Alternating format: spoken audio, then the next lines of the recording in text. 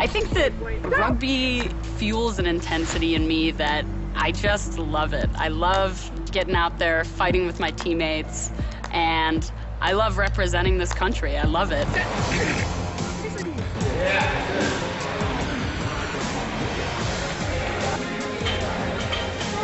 In 2011, when I became the head coach, I launched something called Eagle 365.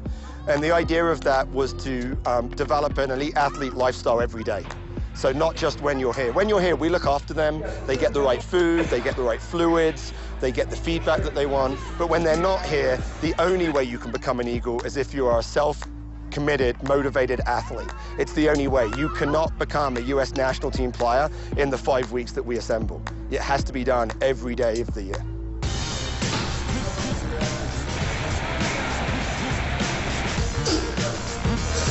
So this morning they get up, they do some work in units, so the forwards and backs work together, and that's really primarily focused on having the lineups that are playing together. It gives them a chance to play off each other and get some timing.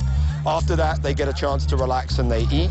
4 hours before the game, I eat a pretty big meal. And then they're into their pre-game routines. 2 hours before the game, I really try to put everything else aside, put my books down, and really sort of start visualizing what I'm going to do in the game. Hydration is really key there, so I'm sipping on my Gatorade during this whole process. I'm trying to stay well hydrated for the game. During warm-ups, I'm usually making sure that I'm getting in some of the energy chews. So there's a pre-match meeting, which here we've let the players run, where they set goals. For that, let's remember to connect across the street, communicate, and push. Then they get their taping. Then they come out here a little bit early to work on any individual skills or any what we call prehab. You have a tight hamstring, you've got a tight shoulder, you can come out here and warm it up. And then they're right into our regular Women's Eagle warm-up. Yes, here's love. With you.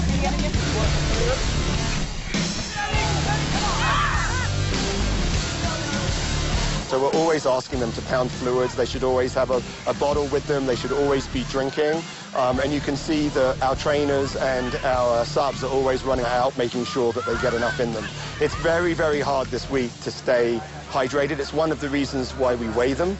We weigh them pre and post-practice because we want to make sure that they're not dehydrating throughout the practice.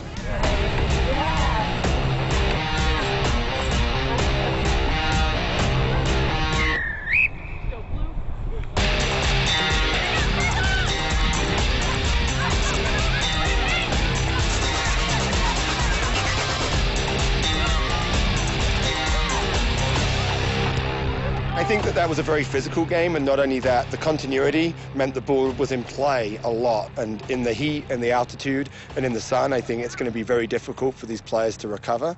The first thing is to make sure they get a lot of fluids in them. It's very dry here, so they'll be pounding fluids. They'll get an ice bath. They'll have a protein shake immediately. They'll eat within the hour of the game. And then after that, it's having some treatments and doing some stretching. They have 3 games that they have to recover.